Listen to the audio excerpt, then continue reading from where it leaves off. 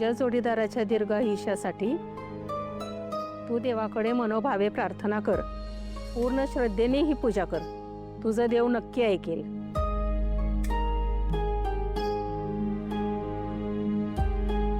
आता उठ आणि वडाला 7 फेऱ्या मार.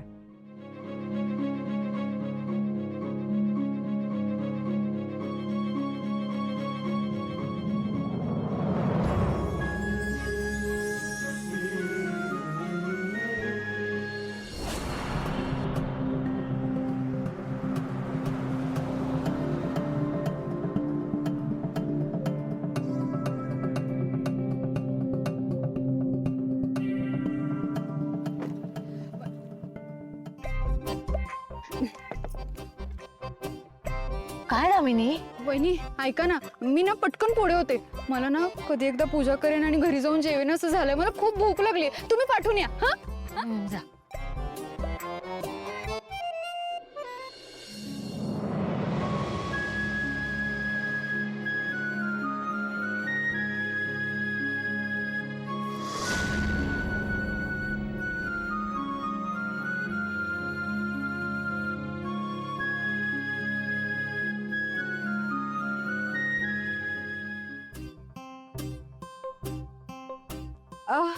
जरा 1 मिनिट पकडता का प्लीज?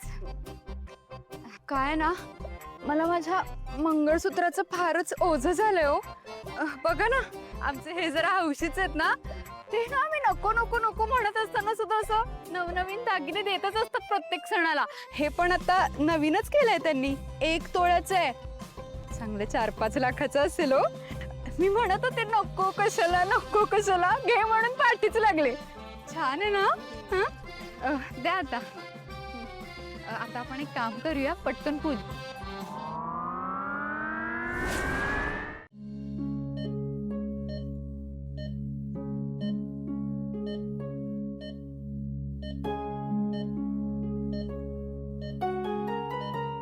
पारू बाळा, पारू बाळा, तुला एक सांगू का ग? तू अशी झोपून राहिलीस ना, सगळ्यांचा जीव टांगणीला लागलाय बाळा. आदित्य बाबांची अवस्था तर बघवत नाहीये ग मला.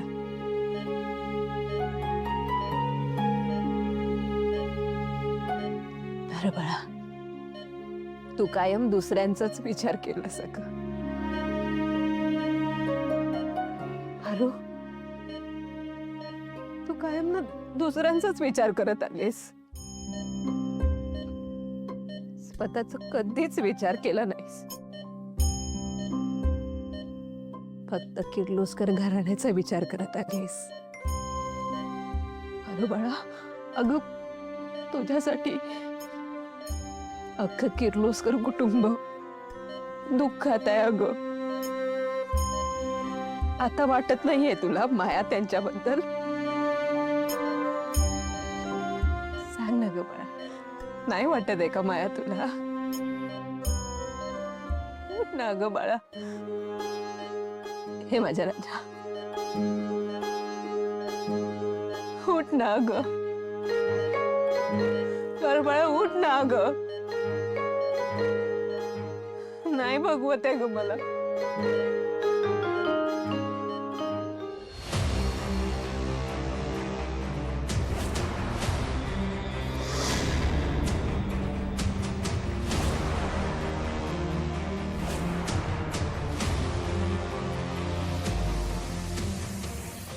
आदित्य वटपौर्णिमेचं व्रत करतोय. कोणासाठी? पारूसाठी करतोय का? तिच्यासाठीच असणार. मी एक काम करते आणि पटकन वहिनींना जाऊन सांगते. नाही नको, त्यांना मी सांगितलं तर मलाच कानाखाली मारतील. या बायकांसमोर माझीच फजिती होईल. मी एक काम करते, वहिनींनाच इथे घेऊन येते आणि त्यांना दाखवते. ऐका ना, मी 5 मिनिटात आले, तुम्ही व्हा पुढे.